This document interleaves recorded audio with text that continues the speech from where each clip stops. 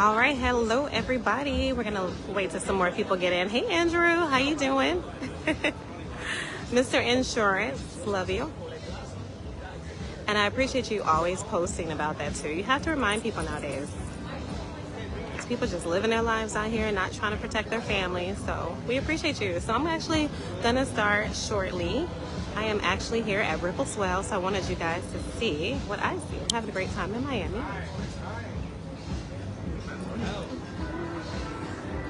This. It's beautiful, isn't it? Perfect night. I mean, the weather is awesome. So we'll get started soon. And then I might have to probably walk around a little bit too so you guys can hear. You probably hear the music. They have the music going.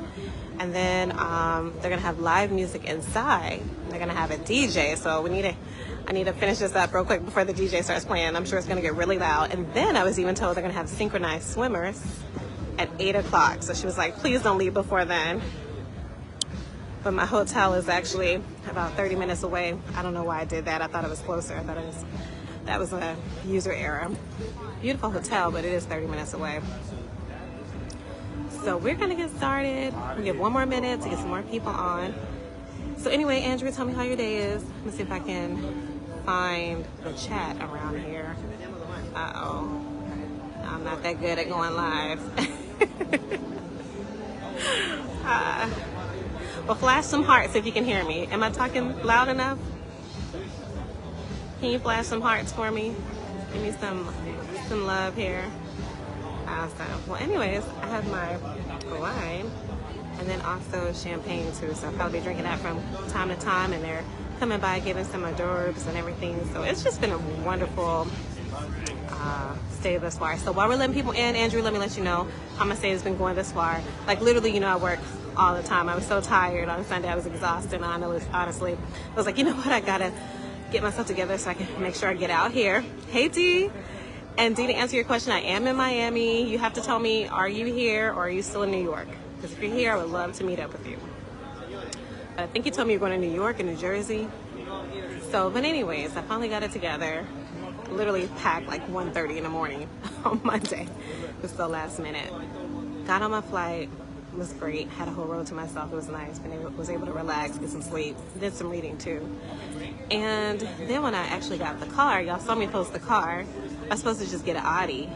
So what happened was, it was pretty funny. I have my crypto card. I use that everywhere.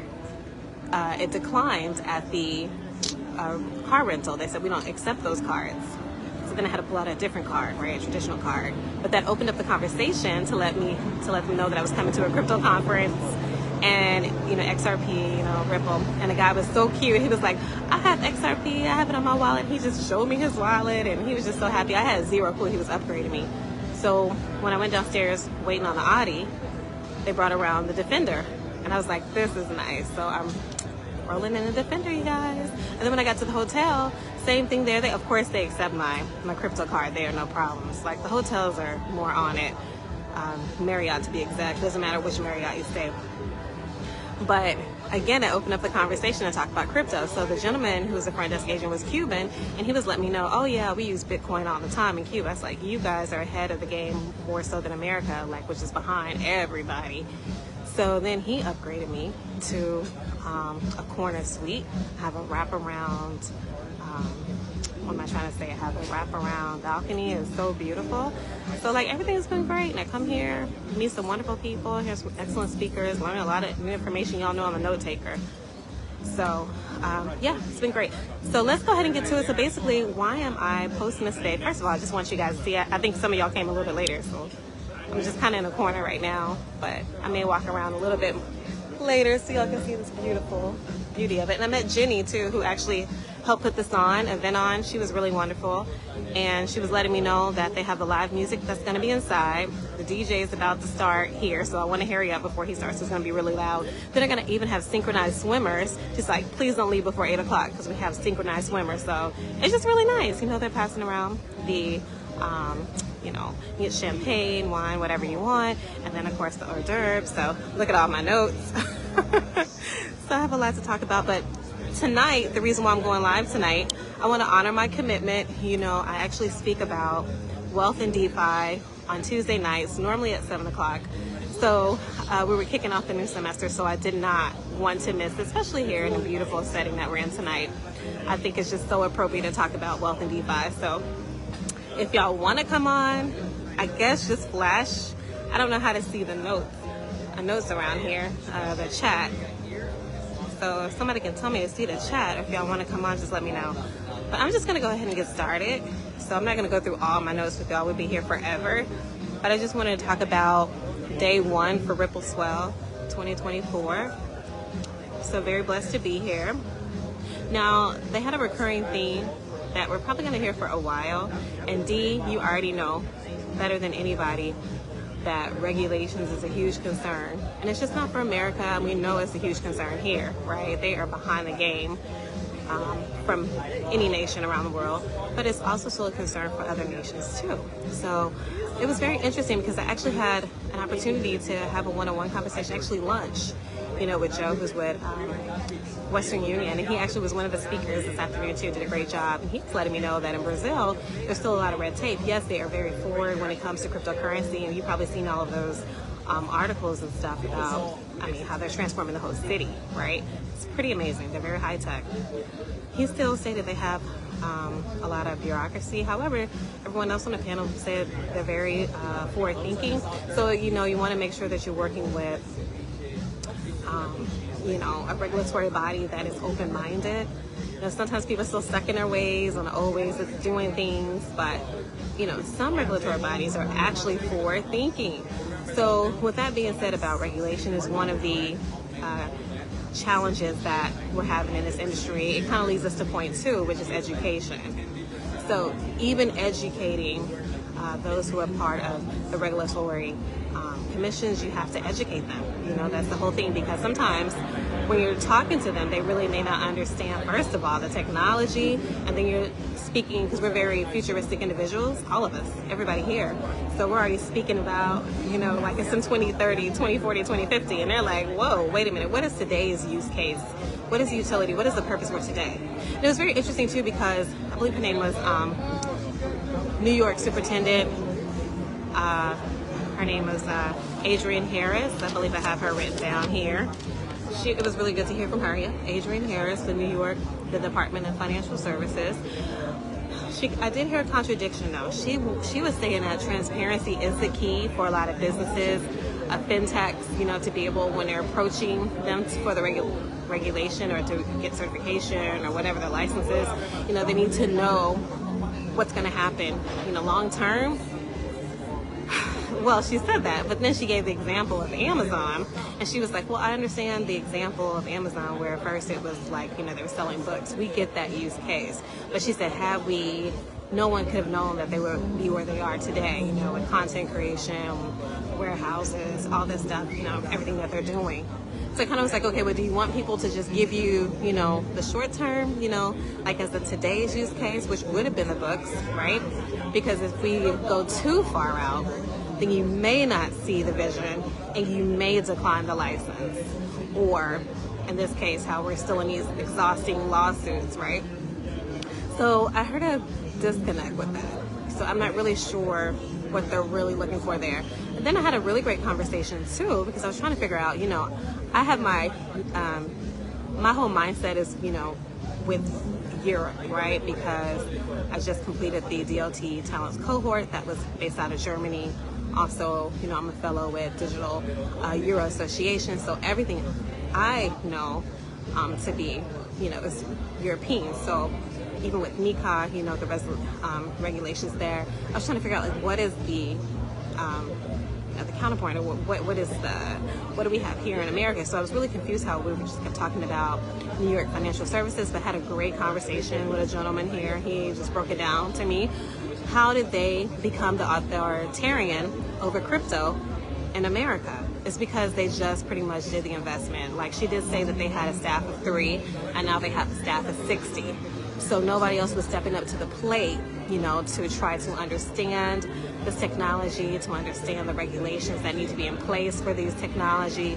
So by default, it's kind of how, Department of New York Financial Services got control of the crypto space, right? Unofficially.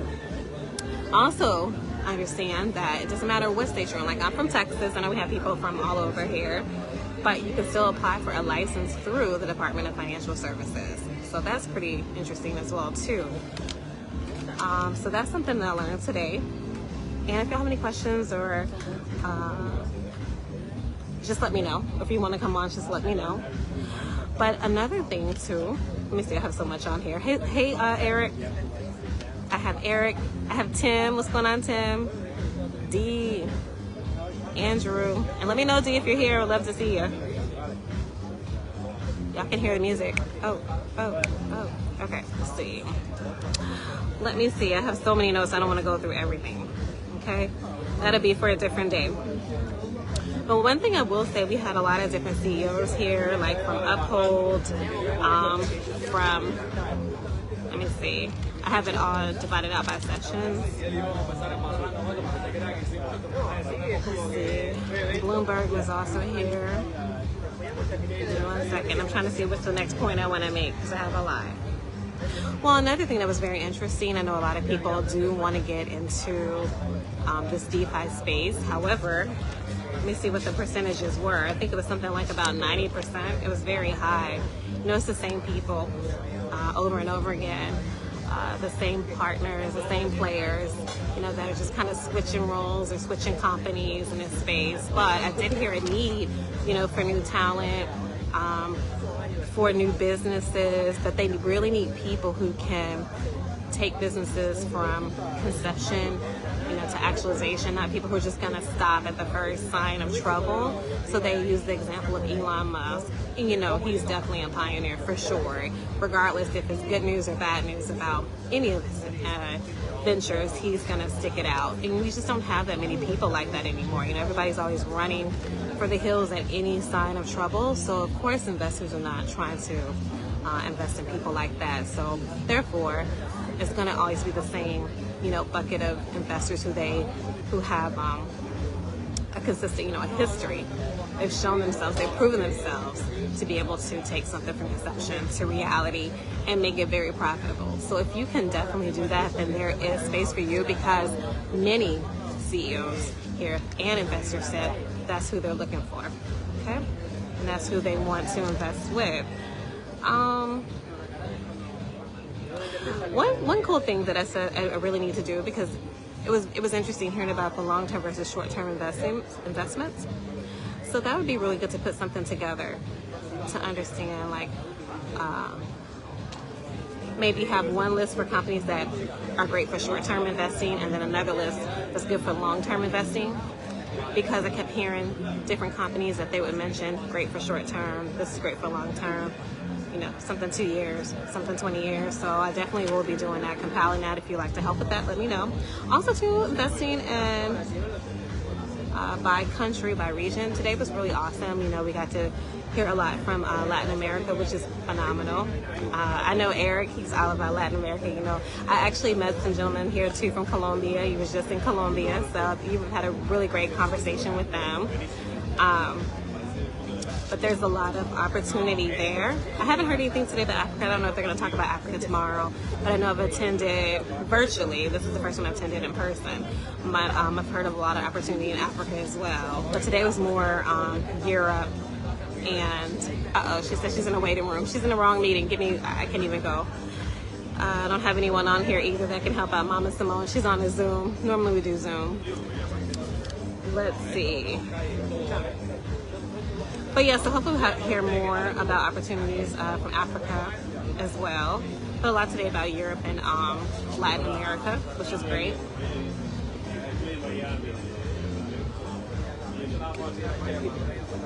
So one thing I thought was very interesting too is that, you know, these last few years, everybody's been looking at crypto like, oh my God, they have the bad actors, they have all the terrorists, they have all this and that. And then until we find out this week that TD Bank, you know, is over here doing all this illicit stuff, $3 billion, you know, with drug cartels. That's a traditional bank. And that's a very prominent bank in Canada. You know, it's like, and I'm hearing about the craziness, how these people are literally just bringing buckets of cash, you know, and just put it on the desk of the counter, you know, and they're just depositing cash. I mean, it was so bold. sometimes when I hear these things, I'm kind of like, are they just trying to bring down these banks purposely so that way they can roll out the digital currency, roll out the new technology that we all know has to be ushered in? Because, I mean, who would do that? You know what I mean? Who would do that? But then the fact that it got up past $1 billion, I mean, we didn't know that these people were bad actors after the first 1,000, first tens of thousand, million. I mean, 1 point something billion. Sometimes this stuff is just unbelievable. But with that being said, you know, there are some regulatory bodies out there who still want to always throw up the bad case like that when it comes to crypto companies. But it's like you literally have traditional banks who are still doing that, right? So it's still, everything you're saying that can happen with crypto can still happen with cash. So don't overlook the people who are doing stuff with cash.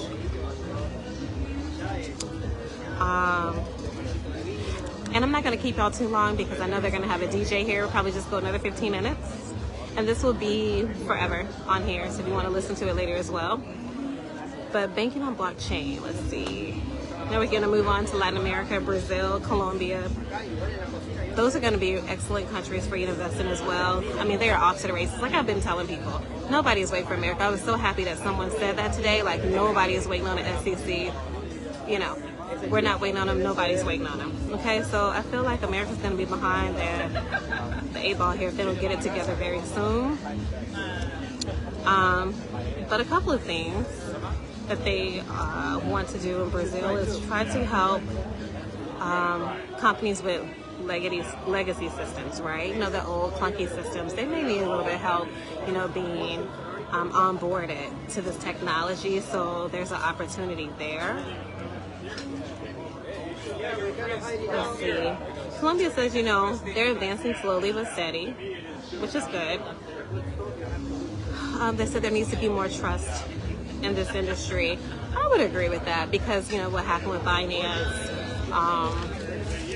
which is interesting that people could steal that much money and then just get like, what, 4 months or something in jail. You know, it makes people not want to invest in this awesome technology. Or some people did lose a lot of money and they said, oh, no, we're giving them their money back. But did they really? I mean, they lost a lot of earnings. You know, they gave them their money of what it was, back in 2022, but not how much they would have made, how much they would have gained had it still been there. So they still lost money, right? So trust does need to happen more in this particular sector, and that'll help us get more people invested in these technologies. One thing I will say is kind of like how I even use my crypto card today to pay for my hotel. You know, you're always going to have the use case for people for retail who just want to use it for day-to-day transactions, you know. So I would tell people that's fine, just don't solely just use it for that. Like if you want to have a designated crypto for those purposes, I highly recommend that. But then also too, I tell people all the time, this is digital assets, not just crypto. I feel sometimes when people hear crypto, it's just more transactional, movie ticket, you know, pay a bill, whatever it is. I always want to remind people these are digital assets, which means they can, you know, increase in value. You know, this can be a retirement strategy for you.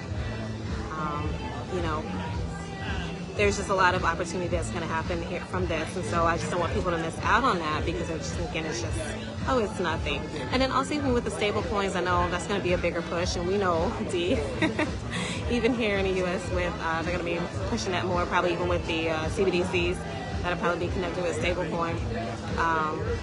One thing that was pretty cool is that they definitely want to do yields with stable coins. So that's pretty nice. So that can still help out the retail. I'm not really sure what percentage of that it would be. So maybe it would be more like savings, not really those huge percentage points where you can actually retire off of them, but at least they'll get something. But I'm sure they'll push more of the stable coins to a certain sector, but at least they'll get something. Let me see here real quick. I appreciate y'all joining me tonight. Hey, oh, I see you, Sister Michonne. Hey, thanks for joining us. Let's see here. And, you know, everything else I'll talk about for sure soon. I was just trying to get some key points for y'all today.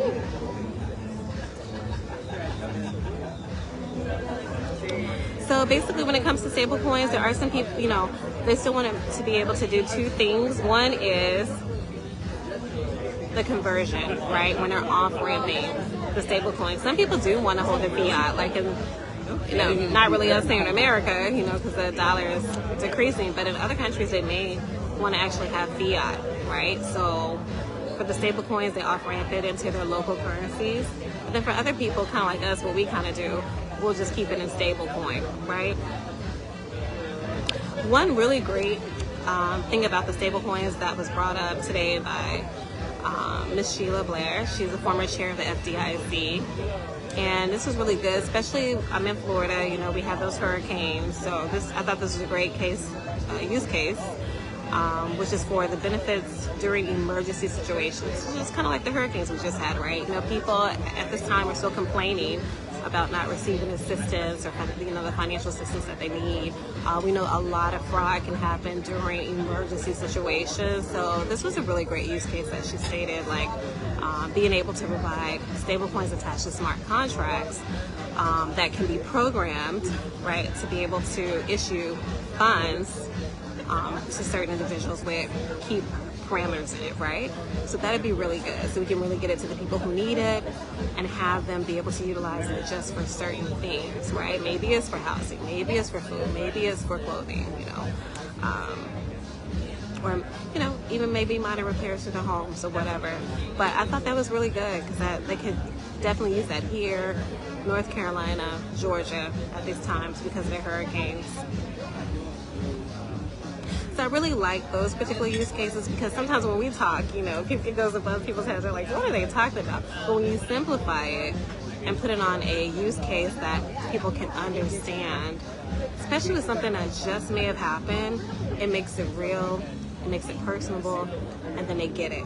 You know what I mean? And say, oh, okay, well, yeah, that makes sense to me. So now they understand stablecoins, or now they understand crypto, right? But if you're just talking about it how we talk about it, they're not going to get it.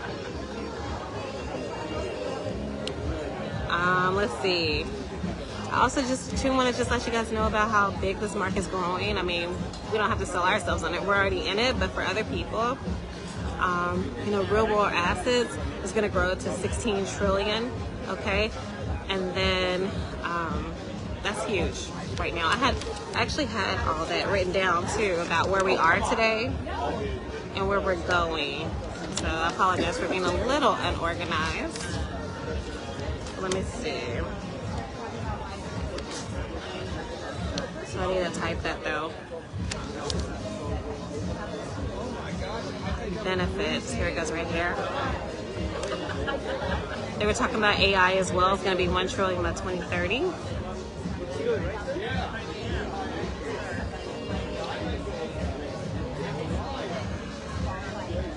So here's something. I always like to listen for opportunities. So let's talk about AI, all right? So this was a really great panel. They had Grayscale there, you know, these are CEOs and top people, Google Cloud, they had Google there, Robinhood there, excellent panel. And they were talking about, let me see, the benefits, right, of decentralized AI.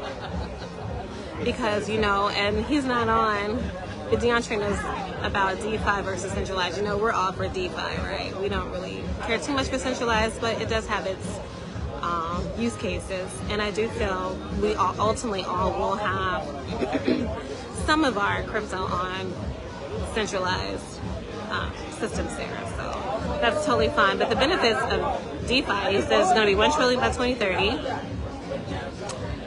Let's see. People like it because it takes away a lot of the ownerships from, you know, certain companies, and it empowers the end user. It gives it to the end user. It also is 24/7, so that's pretty awesome too. So if people are trying to learn or do anything, they can do that 24/7, right? They don't have to wait for business hours, Monday through Friday. Like yesterday was a holiday, everything would have been closed. Nope, cryptos, everything's 24/7. You know, staking rewards. All right, they're talking about doing that too, potentially on stablecoins, which is interesting. That's how it would keep people honest, is through staking. I don't know, everybody's not really in it for financial gain, but they're saying that since things are decentralized, maybe if they're doing, they have some reward attached to it, it would keep people honest. I personally feel if you have bad actors out there, there's going to be bad actors. You just have to figure out how to ensure that they have parameters set to where they can identify and recognize those bad actors. And then also too for investors, I mean, it's a great time to be able to invest at a protocol level, so I do agree with that. Now, one thing that I put here, I thought it was an excellent question. Really nobody, I mean, some people kind of answered it, but most people didn't answer it. They were like, well, if you give the power away from a centralized body to a decentralized, where, let's just say all of us, you know, we're a part of this decentralized source, right? You know, they wanted to know if something goes wrong with that technology, you know, who would you contact, right? If something goes wrong with, I don't know, Verizon right now, we know we can go to the Verizon Corporation and blame them and put the, you know, make them respond and whatever. But if something is decentralized, and I was immediately thinking of a DAO, right? Centralized Autonomous Organization, right? And if something goes wrong, like, who do you talk to? Who do you blame it on, right? So that was an excellent question. So how you could possibly answer this is that's what they're saying. You would incentivize people to behave correctly, so you wouldn't have to worry about that. But they did say sometimes it can still be poison, like, you know, organization, decentralized thing to drink can be poison. And I know for a fact that's true, because even with my ledger that I have, I saw another transaction on it and I was thinking I was hacked. But when you look it up on ledger.com, they were like, oh no, it's called, what was it called? It's something poisoning. It's called, I don't know if it's called ledger poisoning or if it's called crypto poisoning. I forgot what it was called. It was like that. And it's basically like anybody can go on a blockchain. It's open, you know, it's open source. So people can, you know, get that wallet number. They don't know who it belongs to, but they can still get that, you know, that wallet number, and then they can still send money to it or whatever. It's just so that way they're hoping that when you're, you know, copying and pasting, sending and receiving money, which you shouldn't do, you shouldn't copy and paste, but they're hoping that most people are lazy. They're just gonna copy, you know, paste, send the money, receive the money, right? They're hoping that you'll accidentally copy and paste their one that they did. So just letting you know about that. I said I was going to do a quick reel on that, just so people can be on the watch for that, because that did happen to me. Nothing was compromised or anything like that, but I did see that. And again, no one knows it's me. It's just they just pick numbers off the blockchain. It's open, right? It's open source. So one great thing, and I'll wrap it up because I have 2 more minutes, but it's just mostly just about education. Like I said, regulation, education. That's a huge component. Again, just not educating the regulators, which I really feel they have to be up on this technology globally, especially if they're creating policies, right, that can actually affect us, especially younger people. You know, I'm always concerned about that when I see people who are not on it. But I'm very happy to see a lot of older people here who are very interested in this technology. So kudos to them. And I would just, you know, challenge everybody to, you know, learn as much as you can as well. And again, like I said, for the short-term, long-term investments, that's going to be a project. I'm always laughing because I'm like, I don't even have time, but I have to figure out when to have time to get that done, right? So I mean, pull on you guys for your support to help out with that. But anyways, didn't want to make it too long, but I definitely have started my DeFi Wealth class. I have it every Tuesday, you know, for my parents. So last year we did insurance, you know, life insurance and property and casualty. But now we're moving into, when we always did DeFi, you know, unofficially, right? But now officially, you know, we're doing our 12-week Wealth and DeFi course. So if you want to attend that, it's going to be every Tuesday night at 7 o'clock p.m. CST. It will be via Zoom. Tonight's not via Zoom, just because I'm in Miami. But if you want to join us, and just heads up, we go long. I know, you know, my class is only supposed to be 2 hours, but we have a lot of fun, so we go like 4 hours sometimes. Do I have anyone on it who's, no, I don't think I have anyone here, but we do. So if you want to, just let me know. I'm happy to send that information to you. But I appreciate y'all joining me tonight. And again, let me go ahead and just show you some more what's going on today for people who came a little bit late. Let's see. We had so much fun. And I'm just in a little corner, probably walk around a little bit, mix and mingle. But I just wanted to show y'all. It's a perfect night. All right. All right, y'all. I appreciate y'all joining me. Let me see if I can push this back to me. All right. It's over there. Okay, so I may have to stay for the synchronized swimmer. So I talked to Jenny, who coordinated all of this. I told her and her team did such an amazing job. I always like to talk to people behind the scenes. I feel like they don't get enough credit, you know? But they did a wonderful job. Everything was so well organized, beautiful, the food's great. And she was like, you can't leave before 8 o'clock because we're gonna have synchronized swimmers by the pool. And I was like, really? Okay, I have to check that out. But I don't want to stay too late because my hotel is not close. I mean, it's like 30 minutes away, but I don't really know too much about Miami. So anyways, I probably will still be living a little bit earlier. But love y'all, and I'll see y'all soon, okay? Thanks for joining me tonight. Y'all take care. All right. Oh, also, hey, is Eric still here? Eric, we're supposed to be having our movie night. I think he said he wanted to do some of our peers. Let me know if we could do this Friday, because next Friday I'm going to be tied up. So let me know if you can do this Friday. If you can't, then I'll talk to DeAndre, because I think he had a movie too. But, you know, it's time. It's time. I just can't believe this month is going by so fast. So just text me if you can do this Friday, and then shoot, I'll do it tonight. I'll go ahead and create the poster for it tonight, and I'll get that posted, okay? All right, y'all take care. Peace out.